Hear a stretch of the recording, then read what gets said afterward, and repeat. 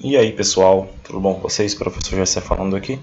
Hoje vamos iniciar uma nova parte das reações de dupla troca, que é a formação de um ácido volátil. O que é um ácido volátil? Um ácido volátil é aquele ácido que tem uma forte tendência de entrar no estado gasoso ali na temperatura ambiente. Ele se mantém normalmente, suas moléculas se mantêm normalmente no estado gasoso, passam facilmente para o estado de gás. Tá bom? Então, a gente precisa, né, de outros critérios. A gente vai ver mais dois critérios da ocorrência de reações de dupla troca. As reações de dupla troca elas são muito extensas, tá bom? Então vários critérios foram sendo criados ao longo dos estudos químicos para poder estabelecer os mecanismos de reação, tá bom? Para eles ficarem mais fáceis da gente estudar. Eu trago aqui uma reação muito importante para vocês, que eu até considero a química do mal, tá? Onde ela é estabelecida aqui como química do mal, porque ela tem um contexto histórico bem interessante, tá bom? E eu vou discutir ela aqui com vocês. Então, observe a reação que ocorre entre esse sal, NaCN, sólido, uma partilha sólida, e o ácido sulfúrico, tá? Em meio aquoso, gerando um gás venenoso. Olha só, eu tenho aqui dois reagentes compostos, formando dois produtos compostos também. Então isso é uma reação de dupla troca, tá bom?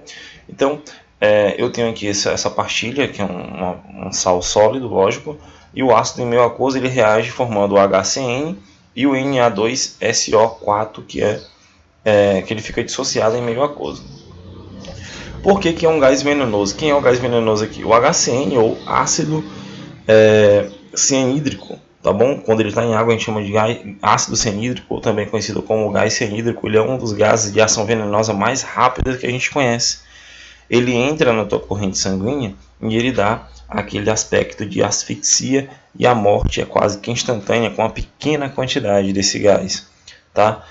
Normalmente ele se mantém na fase gasosa nesses processos reacionais, então ele vai para o ambiente de respiração das pessoas. Isso é utilizado como arma, tá? Lá nas câmaras de gás, foi utilizado como arma nas câmaras de gás na Segunda Guerra Mundial, tá, pessoal? Então esse gás ele é muito venenoso, 0,3 miligramas por litro de ar pode causar uma morte instantânea. Então uma pequena quantidade desse material gera desastres enormes. Então observe, a reação simplificada. Eu tenho aqui o sal, a única coisa que eu fiz aqui foi tirar os índices, tá bom? E aqui eu tenho uma reação, equação iônica do processo, tá? A gente sabe que tu tem aqui o sal, tu tem aqui a forma iônica do ácido. Eu tenho dois prótons, 2H+ sendo liberados do ácido, ou o ânion SO4 2-, formando o ácido cianídrico e esse sal que está nessa forma iônica aqui nos produtos. Mas por que ele se mantém Na, 2Na+ e SO4 2-, professor? Por que ele se mantém assim? Porque esse sal que se forma aqui, ele é muito solúvel, tá? Ele é muito solúvel em água. Aí ele acaba ficando na forma iônica e não fica na forma de composto iônico, tá bom? Ele fica na forma iônica separadinha. Então eu tenho uma reação iônica completa. Tu vê que esse Na vem aqui desse composto, o CN vem aqui desse outro composto, esse ânion, e aqui eu tenho uma parte do ácido, o cátion do ácido, e o ânion também proveniente aqui do H2SO4. Então aqui eu tenho toda a reação completa. Eu tenho aqui a molécula do ácido formado, que é o ácido cianídrico, tá? E ainda continuo na forma iônica com os meus íons provenientes, da reação, que formam um sal, só que ele é muito solúvel em água, ele fica na forma iônica, tá bom? Logo, eu chamo isso aqui de íon espectador. Então, de forma simplificada, eu retiro eles da reação. E aí eu fico com ácido cianídrico, com o ânion, que vai formar o ácido cianídrico, e o H+, que é o que me importa. O que me importa é esse gás venenoso aqui que formou. Esse aqui é o produto principal. Então, essa é a equação iônica reduzida, tá certo?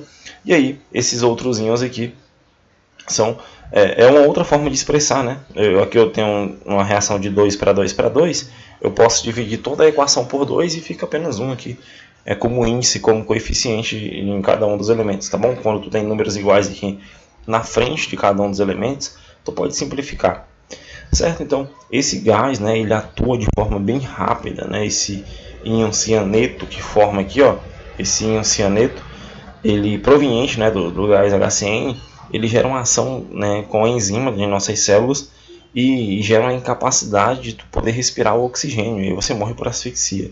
Então isso é muito, muito perigoso de ser feito. São reações muito perigosas. Então, de forma microscópica, eu tenho aqui a partilha, que é o sal, como eu falei para vocês. Geralmente ela é colocada em água, tá? Na presença desse sal e água, ele vai sofrer dissociação, eles vão se separar, né? Essas bolinhas amarelas aqui, roxas, eu tenho a formação dos meus íons, formado aqui de forma animada. O que eu vou fazer? Eu vou adicionar ácido, tá bom? E com a adição desse ácido, eu vou ter a ionização dele, e eu vou ter todos esses íons presentes, eu vou formar o meu ácido, tá bom? Só que o meu ácido, ele é um ácido volátil fraco, né? Ele é um ácido fraco. O HCN é um ácido fraco. Então, normalmente, ele não vai se manter em solução. Normalmente, ele vai ficar na forma de molécula, tá? Ligação de gás letal, moléculas de HCN. E para os terroristas, né, para as pessoas que fazem isso de forma errada, o interessante para eles é que esse ácido fique na forma gasosa, para que as pessoas pudessem respirar e aí sofrer os problemas lá. Tá? A química utilizada pro lado negativo da coisa, tá bom? O restante, né, o que sobra aqui são os íons do sal, né, da partilha, e poucas partes do HCN fica aqui de forma ionizada, dissociada na solução, tá certo? Então, é uma reação de dupla troca muito conhecida, muito abordada nas questões. A formação do ácido HCN, que é um ácido volátil fraco. E aí, a gente tem o oposto também, temos quando o ácido volátil for forte. Normalmente, quando o ácido volátil é forte, ele fica preso aqui dentro da água. Tá? Quando ele é fraco, ele acaba escapando, as moléculas acabam escapando para o ambiente. E aí, ele se torna muito letal e venenoso. Eu tenho aqui uma outra reação, né? Exemplo de reação, eu tenho aqui um sal e um ácido também formando esse gás aqui que é muito importante, tá? O H2S. Eu tenho aqui um sistema onde eu tenho uma solução, essa solução de sulfeto de sódio, tá? E eu vou adicionar ácido, ele vai gerar aqui, tá bom? Esse produto que é esse ácido, que é essa substância aqui, o H2S, se não me engano, um momentinho. Se não me engano, essa substância, né, ela tem um cheiro de ovo podre, é o gás sulfídrico. Sim, ela tem um cheiro de ovo podre e ela é muito importante para um teste químico muito importante, né? Quando tu projeta essa reação e quando essa reação ela entra em processo reacional com chumbo, que é um metal letal, pesado, um metal que causa doenças, principalmente nas plataformas de petróleo e indústrias químicas. Eu tenho aqui um sistema, né? Eu tenho a primeira parte da reação, que é essa daqui, ó, que está sendo formada aqui, vai gerar o gás e vai entrar em contato com esse outro lado aqui da reação, né? Esse outro balão aqui de fundo chato. E é uma solução aquosa que contém chumbo, íon chumbo, né? Que é o prejudicial para a nossa saúde. E eu vou ter uma formação de um precipitado, né? Que é o sulfato de chumbo, tá bom?